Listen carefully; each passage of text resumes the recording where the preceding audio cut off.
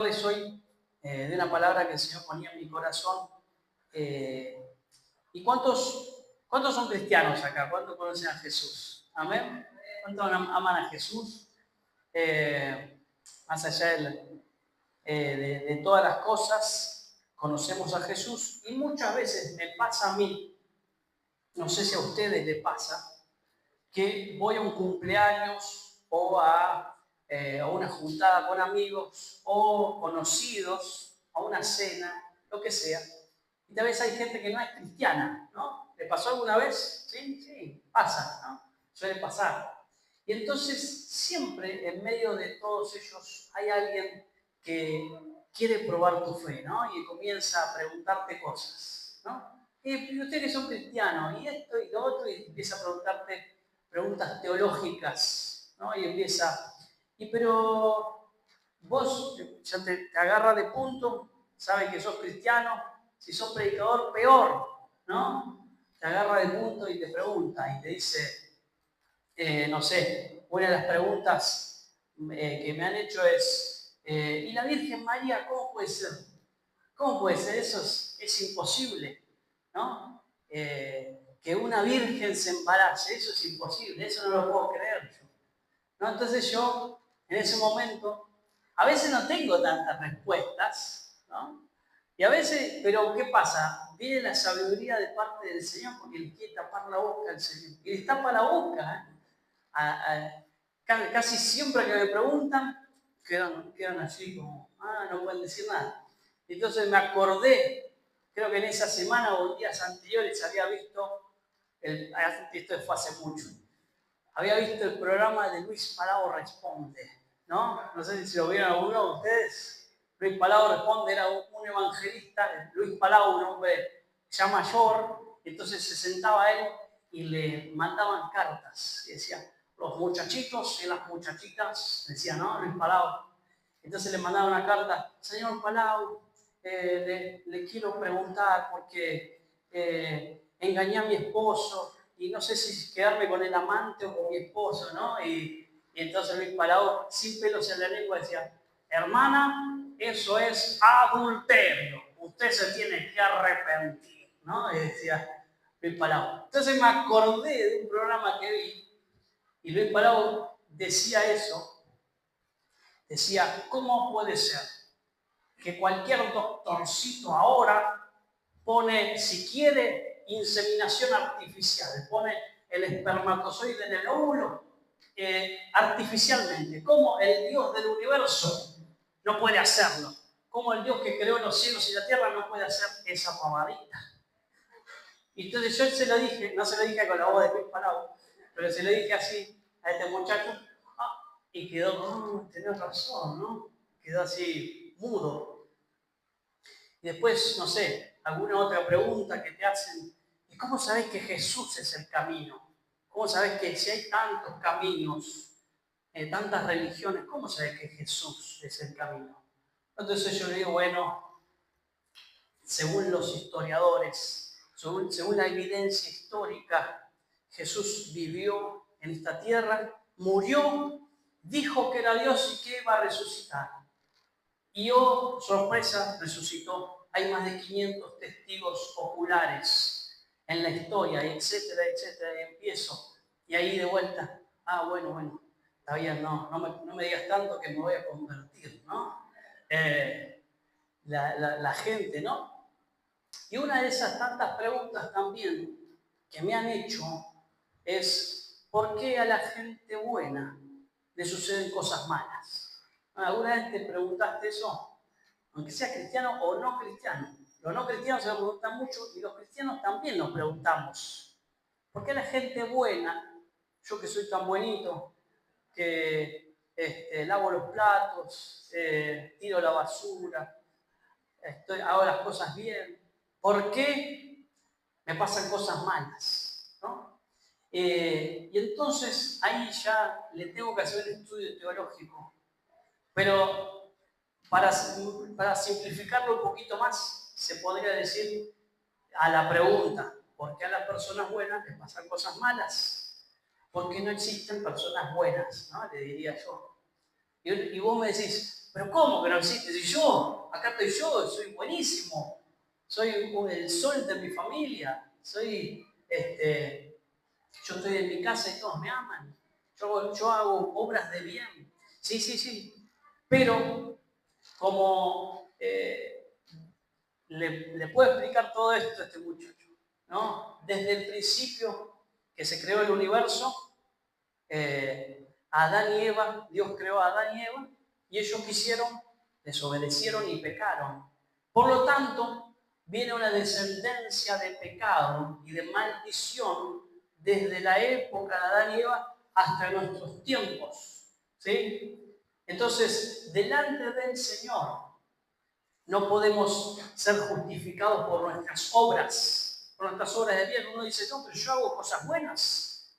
Yo como alguno que no conoce de Dios, dice, yo creo que voy al cielo, porque yo no voy a la iglesia, no entregué mi vida a Jesús, pero hago cosas buenas. Yo le doy dinero a los pobres, yo ayudo mucho, pero no es ahí, no es ese el meollo, no es esa la cuestión por el cual vamos a ser salvos. Vamos a ser salvos solamente por la gracia de Jesucristo, por la fe en Cristo Jesús. ¿Sí? Las obras son buenas, está bien hacer obras. Es necesario que hagamos buenas obras, porque dice su palabra que Él preparó buenas obras para que anduviésemos en ellas. ¿Sí? Pero la salvación es distinto.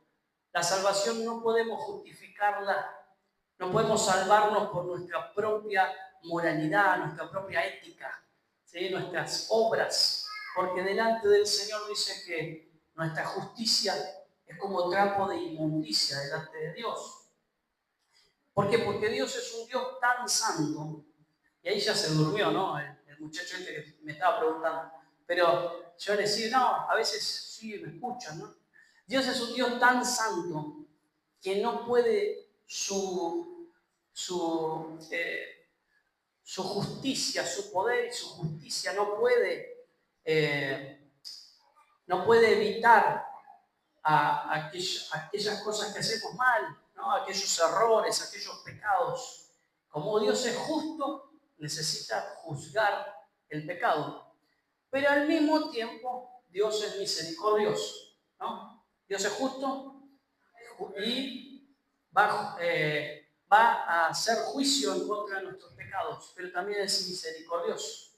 Por eso vino Jesucristo al mundo, ¿sí? Para cumplir la justicia de Dios, para morir por todos nosotros, para entregar su vida, para ocupar nuestro lugar y que al Dios juzgar a alguien, juzgó a Jesucristo, ¿no? A la muerte, y a una muerte en la cruz. Y por esa muerte nosotros tenemos vida. Él ocupó nuestro lugar. Él pagó la fianza que nosotros nos tocaba pagar, ¿no? Con su sangre. Y no solamente eso, sino que demostró que era Dios. Demostró que la ofrenda delante de Dios fue aceptada, fue agradable, porque resucitó al tercer día. Entonces, esas son las preguntas más frecuentes, ¿no? que a veces nos hacen y nos preguntan y esto y lo otro. Pero esa es una de las preguntas, aunque nosotros mismos nos hacemos, ¿no? ¿Por qué? Si yo soy tan bueno, si doy la ofrenda, el diezmo, si ayudo, soy maestro de escuelita, si estoy con los niños ahí, ayudo, se hacen encima y les cambio los pañales, no sé, soy tan bueno, ayudo en la iglesia, sirvo acá, allá, estoy en seguridad, en la alabanza, en todos lados, y aún así, ¿no? Me suceden cosas malas, ¿no? Y bueno, tenemos que entender, como le decía, que estamos destituidos de la gloria de Dios, ¿no? Estábamos destituidos de la gloria de Dios, ¿no? No podíamos acceder a su gloria, a su presencia. Pero por la sangre de Cristo, como dijimos, somos aceptados delante de su presencia. Podemos entrar, ¿no? En un tiempo, la presencia de Dios estaba en un arca, en el arca del pacto, ¿sí? En los tiempos antiguos. Y para adorar a Dios y para hacer sacrificios delante de Dios, para pedir perdón por los pecados, se debía hacer todo un ritual, ¿no? Delante de esa arca del pacto. Y en una ocasión estaban trasladando el arca del pacto de nuevo hacia el palacio del rey, hacia el templo, y tenían que ir haciendo sacrificios cada cierto tiempo mientras iban trasladando el arca. Era un mueble de oro, ¿no? Para una caja así, que adentro tenía objetos sagrados, etc. Y bueno, ¿qué pasó? En ese interín que estaban llevando el arca en un carro, dice que en un momento parece que pisó un bache el carro y el arca comienza a caerse. Y uno de los que estaban ahí, los levitas, dice, no, la voy a sostener el arca. Y la quiso sostener, la quiso tocar, y cayó muerto. Pero dice, pero ¿cómo puede ser si él tuvo una buena intención? Quiso sostener el arca que se estaba cayendo. Pero no es que Dios sea malo, sino que el mismo poder de Dios, la misma justicia de Dios, la misma naturaleza de Dios es tan fuerte, tan potente, que aunque Dios no quiera, nos puede fulminar, ¿no? Su presencia. Por eso necesitamos la sangre de Cristo para presentarnos delante de Dios, ¿sí? Y así como le pasó a este muchacho que quiso sostener el arca sin medir consecuencias, de repente cayó muerto, porque ante nuestra vida, que tal vez no somos unos re pecadores, ¿no? Pero ya venimos con la herencia de Adán, del pecado. Entonces, él al querer tocar el arca, ese poder, esa presencia de Dios, lo fulminó al instante, cayó muerto, ¿no? No porque Dios quisiese matarlo, sino que el poder mismo de Dios, la presencia misma de Dios es tan fuerte que nos puede matar. Por eso Isaías, cuando se le presentó Dios, dijo, ¡ay de mí, que soy hombre muerto! Dijo, ¿no? Tenía un miedo. Imagínate que se te presente Dios, ¿no? Y del Antiguo Testamento, digamos que en el Antiguo Testamento no conocían a Jesús, no estaba Jesús, ¿no? O sea, no lo veían como una figura a Jesús, sino que era Yahvé, era Dios. Y entonces tenían miedo, pero por eso Jesús hace la obra y podemos entrar a su presencia. Y nuestros pecados son limpiados por la sangre de Jesucristo. Entonces tenemos libre acceso, podemos entrar delante de Dios, porque Dios quería, Dios anhelaba que estemos con Él, que compartamos su presencia, ¿no? Y esto viene desde Adán y Eva, ¿no? Que en nuestro interior hay una dicotomía, una dualidad, o sea, hay una pelea en nuestro interior entre dos naturalezas. ¿Cuántos saben? La naturaleza carnal, ¿sí? Esa que se pone loco, se enfurece, ¿no?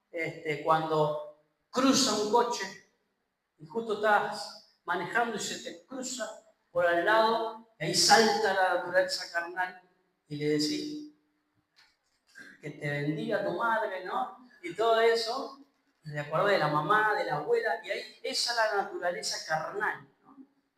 Estaría bueno decirle, que Dios te rebendiga, que te vayas al cielo, ¿no?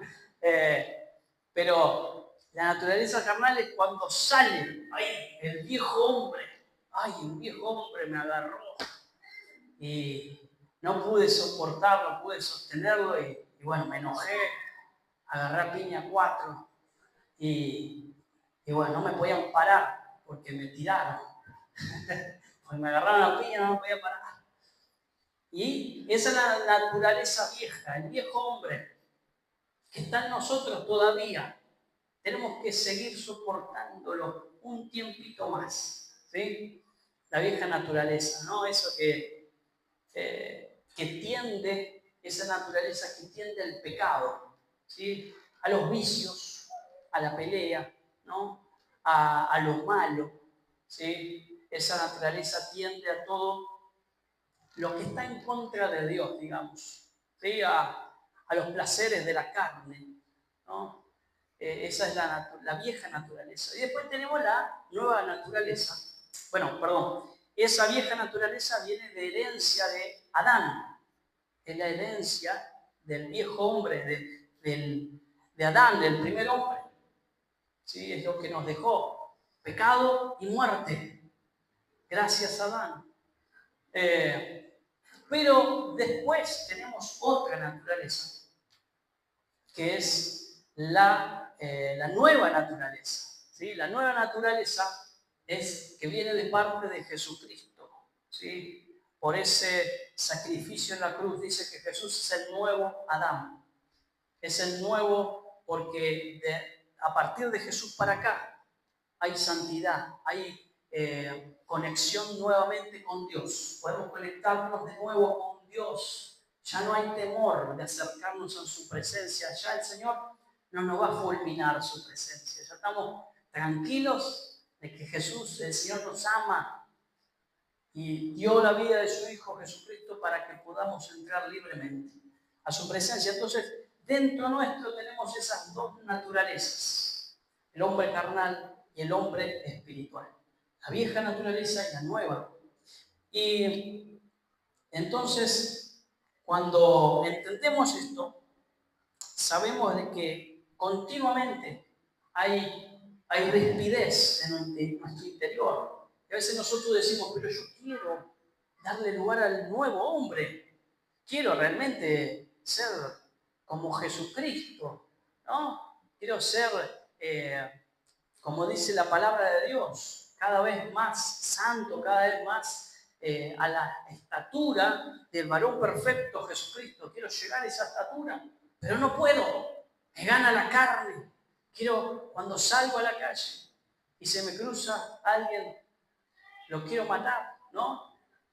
Entonces, lo que nos dice la palabra que debemos hacer para ganarle al viejo hombre es las prácticas espirituales que todos sabemos. Orar, ¿sí?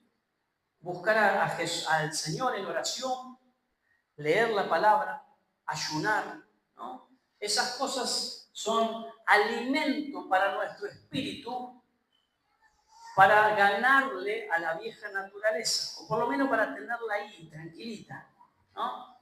Porque puede pasar de que en un momento a otro se despierte el viejo hombre y diga, me desperté, ahora estoy yo, y voy a empezar a hacer locuras, ¿no? Pero necesitamos controlar al viejo hombre. Esas dos naturalezas viven en nosotros hasta el día que el Señor nos lleve o hasta que el Señor venga a esta tierra, ¿no? Hasta que sea la venida de Cristo. Esa naturaleza vamos a estar peleando. Pero ¿qué necesitamos? Alimentar nuestro espíritu, ¿no? Con la palabra, leyendo la Biblia, examinando la palabra. Dice que la Biblia no solamente es un libro, sino que es un alimento espiritual, ¿no? No es que cuando leemos la Biblia es algo solamente intelectual que hacemos, sino que es un suceso espiritual. Al leer la Biblia es algo espiritual, suceden cosas espirituales en nuestro ser, ¿sí? No es que es un libro más y bueno, como leo la Biblia, leo el Corán, leo el diccionario, ¿no? Como leo la Biblia, leo la Rayuela, no sé, cualquier otro libro. No, la Biblia dice que hace que nuestro espíritu se fortalezca, ¿sí? Porque la palabra de Dios es espíritu y vida. ¿Sí? No solamente es un libro más, no solamente son letras, sino que hay espíritu y hay vida. Entonces, cuando nosotros leemos, capaz que no lo sentimos al instante, capaz que no decimos, a ver, porque yo sé los pensamientos que tengo acerca de vosotros, dice Jehová, pensamientos de paz y no de mal, para daros el fin que esperáis. ¡Oh, gloria a Dios! Nos pasa a veces así, ¿no? Nos pasa que, ¡oh, cómo siento el Espíritu! Pero pasa que eso va directo a nuestro espíritu, ¿sí? Esa vida, ese Espíritu de Dios nos va llenando. Y entonces también está, bueno, orar, hablar con el Señor. Si tenés el don de hablar en lenguas, comenzá a hacerlo, comenzá a hablar en lenguas y antes de orar, comenzá para entrar en ese ambiente espiritual. Y bueno, el ayuno viene con la oración y en la lectura de la palabra. Y todo eso nos ayuda a fortalecer nuestro ser interior, nuestro hombre nuevo, nuestra naturaleza nueva. Nos ayuda a fortalecer al ser espiritual que está en nuestro interior. Dice Job 38:4, quiero que leamos.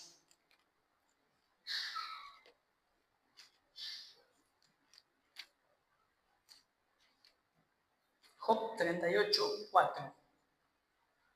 Dice, desde el 3 dice, ahora ciñe como varón tus lomos, yo te preguntaré y tú me contestarás. ¿Dónde estabas tú cuando yo fundaba la tierra? Házmelo saber, si tienes inteligencia. ¿Quién ordenó las medidas, si lo sabes? ¿Y quién extendió sobre ella cordel? ¿Sobre qué están fundadas sus bases? ¿O quién puso su piedra angular cuando alababan todas las estrellas del alba y se regocijaban todos los hijos de Dios? ¿Quién cerró con puertas el mar cuando se derramaba saliéndose de su seno? Cuando puse yo por vestidura suya y por su faja oscuridad, ¿no? Y bueno, y acá sigue, ¿no? Después, y es Dios hablando con Job, porque Job, no sé si se acuerdan la historia, Job era un hombre justo, ¿no? Para la gente era un hombre justo, la gente lo veía y decía, este es un tipo recto, ¿no? Nunca hacía nada malo y siempre ofrecía sacrificio a Dios, era antes del Nuevo Testamento esto, ofrecía sacrificio a Dios por él, sus pecados y por los pecados de sus hijos, por las dudas que hayan pecado, vamos a ofrecer sacrificio. Y de repente Job comienza a tener dificultades, comienza al diablo meter la cola y de repente Job, que era un hombre de Dios, de repente sus hijos mueren todos en una celebración. Imagínate que no uno, varios hijos que tenía él murieron todos en un día. Y luego se entera al instante que todos sus bienes habían sido arrasados y sus animales habían sido muertos también por fuego, se habían quemado, ¿no? Imagínate, y Job empezó a decir, ¿qué? No entiendo nada, ¿qué está pasando? Y dice la palabra que él nunca maldijo a Dios, sino que se mantuvo ahí, pero en ese momento dice que Satanás pidió, dice, bueno, pero vas a ver que si yo le toco la carne, le dice al Señor, él va a pecar, él va a blasfemar contra ti. Entonces va y el Señor dice, bueno, dale a ver. Entonces Satanás le pone una sarna horrible a Job en el cuerpo y Job, pasando el tiempo, todas las cosas que le estaban pasando, las dificultades, sumado a la sarna que le picaba todo el cuerpo y se estaba desangrando todo su cuerpo de estarse rascando, le dice al Señor, viene delante de la presencia de Dios y dice, Señor, necesito explicaciones. Necesito que me expliques qué está pasando acá. Si yo te estoy sirviendo, Señor. Si yo estoy haciendo las cosas bien, ¿por qué me pasa esto, Señor? Necesito que me digas qué es. ¿Cuál es el anatema en mi vida? ¿Estoy haciendo algo mal yo? ¿Cuál es? No entiendo tus planes, Señor. No entiendo lo que está pasando en mi vida. Decime, explícame. Exijo explicaciones, Señor. Y el Señor le dice, mirá, vos estabas conmigo cuando yo creé el universo, cuando yo puse los mares en sus cauces, cuando yo creé los animales, las estrellas, etc. Lo que quiere decir Dios es, mira, Job, tenés que entender de que vos tenés una visión muy limitada de las cosas. Vos tenés ves solamente tu vida, lo que te está pasando, pero no ves el panorama completo. Y muchas veces nos pasan cosas difíciles, cosas feas, y no entendemos. ¿Pero por qué pasa esto? ¿No? Y el Señor habla y dice en su palabra que lo que prioriza Él es nuestra salvación, la salvación de nuestra alma. Que cuando nos vayamos de este mundo, y que nos vayamos por una eternidad, no nos vayamos a cualquier lado, sino que nos vayamos con Él. Entonces eso prioriza al Señor. Y todas las cosas que nos pasan pueden que sean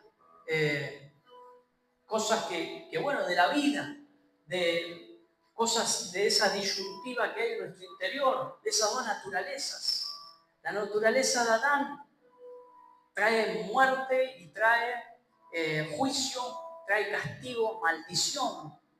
Pero la naturaleza de Cristo en nosotros trae bendición, redención, vida eterna. Entonces, tenemos que estar entendiendo de que hay una lucha en este mundo. Y el Señor lo que prioriza es nuestra salvación. Y si nos pasan cosas malas, son daños colaterales tal vez. Porque nosotros no entendemos el plano completo. No entendemos todo el mapa que Dios ve. Capaz que nosotros vemos, ay, pero Señor, ¿hasta cuándo voy a tener que sufrir esto? No puede ser, Señor, que esté pasando por esta situación. Pero no entendemos que Dios ve el plano completo. Y dice, no, pero es necesario que pases esa situación. Porque si no pasas esa situación, el día de mañana vas a estar peor. El día de mañana el enemigo te va a agarrar y te va a llevar. Entonces necesito que pases por esto. Para que después te fortalezcas en mi espíritu. Para que después estés lleno del poder de Dios. Y cuando venga el día malo, puedas enfrentar al diablo y puedas hacerlo en el poder del Espíritu Santo. Por eso no nos quejemos delante de Dios y digamos, Señor, ¿por qué pasa esto? ¿Por qué estoy sufriendo esta situación? Tal vez sea parte de su plan para que en el día de mañana ese poder de Dios venga sobre nuestras vidas. Ya tengamos experiencia para enfrentar al enemigo. ¿Sí? Entonces, que entendamos, como leímos recién, Jeremías 33, Jeremías 29:11, que sus planes son perfectos, son planes de amor para nuestras vidas. No es que Dios no nos quiere destruir, ¿sí? Dios nos ama, Dios quiere que tengamos una vida victoriosa, pero tal vez cueste un poquito más de tiempo del que pensamos, ¿no? Llegar a tener esa vida victoriosa. Y para terminar, por ejemplo, la vida de José. José era también un muchacho, un siervo de Dios, y Dios le había prometido algo. Le había dicho, vos, José, vas a ser la persona con más autoridad, aún en el mundo. Una de las personas con más autoridad en el mundo. Le había mostrado sueños en que se postraban delante de él. Y José era un muchacho de 17 años. Él dijo, bueno, Señor, lo creo. y se lo contó a los hermanos. Y los hermanos, envidiosos, y lo odiaban también, dice que lo vendieron como esclavo. Cuando lo vendieron como esclavo, dice que José, aún siendo esclavo, prosperaba en todo. Entonces los amos dijeron, no, dame ese esclavo porque es un capo. Lo vamos a poner en la primera línea. Le pusieron de jefe de esclavos. Qué lindo, ¿no? Que te suban el puesto, ¿no? Algunos están ahí, ¿no? Soy esclavo, ahora soy jefe de esclavos. No, pero a que los que trabajan 12 horas, ¿no? Pero a este José lo pusieron como jefe. Y ahí prosperaba. ¿Y qué pasó? Se lo quiso levantar la mujer de Potifar, ¿no? Potifar era el jefe de José, era el amo. Y la mujer dijo, vení José para acá, y una y otra vez, hasta que se escapó, dice una vez, desnudo, se ve que forcejearon, él se fue desnudo. Y como toda mujer despechada, ¿qué hace? Miente. ¿No? Y que dijo, José abusó de mí, dijo, ¿no? Era mentira, ¿no? Era una mentirosa, despechada. José abusó de mí, métanlo en la cárcel. Y el Potifar, el marido, dijo, bueno, José adentro de la cárcel, ¿cómo va a tocar a mi esposa? Pero yo no fui, bueno, estando en la cárcel, acuérdense, Dios le había dicho, José, vas a ser el más grande de una potencia mundial, José, acuérdate. Mira, pasaron los años y el tipo pasó de estar esclavo a ser esclavo y preso por abuso sexual. Estaba José ahí, imagínate, con toda la depresión, como puede pasar, estamos pasando a nosotros. Decimos, ¿por qué no entiendo tu plan, Señor? La verdad que estamos yendo para otro lado. Yo iba para el reino y estamos yendo para ser esclavos, ser presos. No entiendo tu plan, Señor. Pero José dice que siguió honrando a Dios, ¿no? Cuando esa mujer quiso aprovecharse de él dijo, no voy a pecar ni contra Dios, ni contra mi Señor, ni contra Potifar. No voy a pecar. Se mantuvo firme. ¿Sí? No era que dijo, bueno, ya está. No se entera Potifar y listo, dale, no pasa nada. No, sino que se mantuvo firme. ¿Sí? Se mantuvo fiel al Señor. Y no era que las mujeres de los reyes eran feas, ¿no? Imagínate, de la época. Y el tipo agarró y dijo, no, yo me mantengo firme en la promesa de Dios, aunque no lo veo, que esté pasando los años y esté de prueba en prueba, en vez de victoria en victoria, de tormenta en tormenta, de dificultad en dificultad, yo creo que voy a llegar a donde Dios me prometió. Y es así que en la cárcel lo pusieron como jefe de los presos. Era tan bueno José, prosperaba en todos lados, pero era donde no quería prosperar él. Imagínate. Y entonces, de repente, de un día para el otro, piden a alguien que sepa interpretar sueños. Y dicen, sí, el que sabe interpretar sueños es José. Es un hombre que el Dios vivo está en él, está lleno de Dios. Lo traen delante del faraón, delante del rey, que en ese tiempo era potencia mundial Egipto. ¿No? Imagínate, no sé si Trump o el presidente de China, bueno, no sé, Putin capaz, no sé cuál es más pesado. Bueno, imagínate esos tres juntos, en uno. Y entonces le dicen, ¿qué hacemos con esta situación, José? Las vacas blancas, las vacas gordas. Y José le dice, le da un plan de acción y le dice, bueno, José, de ahora más sos gobernador de Egipto. Y de eso pasaron como 15 años. Él tenía 17 y de repente 30 y pico de años. Pasó mucho tiempo, pero el plan de Dios se cumplió. ¿Sí? Y a veces Dios tal vez permitió situaciones difíciles, pero fueron necesarias para que el plan, el propósito se cumpla. Después pudo volver a ver a su familia, perdonó a sus hermanos, se reconcilió con todos ellos, esos se humillaron delante de él. Y como en la visión que tuvo nocturna, en el sueño, sus hermanos se postraron delante de él. ¿No? Y José dijo, gracias Señor, aún en la prueba, gracias. Gracias, Señor, porque no lo entiendo, pero acepto tu plan, acepto lo que tú quieras hacer por mi vida. Y sé que voy a llegar a la meta. Si nos mantenemos adorando al Señor, si nos mantenemos leyendo su palabra, si nos mantenemos orando, aún en medio de la situación difícil, va a llegar un momento en que el Señor dice, bueno, acá este es el tiempo para que seas levantado. Así que no temas, no haya preocupación en tu alma, que el Señor tiene cuidado de todo. Y si estés pasando dificultades, cosas difíciles, feas, tormentas, tenés que saber que el Señor está en medio de la tormenta. Tal vez, como dijimos, por todo lo que venimos arrastrando espiritualmente de nuestros antepasados, tal vez no podamos pasar esas tormentas así de una, pero el Señor dice, en medio de la tormenta voy a estar. Cuando pase por el valle, yo voy a estar. No te vas a quedar en el valle de muerte, vas a salir del otro lado. ¿Sí? Así que confiemos que el Señor hoy nos da la victoria, amén.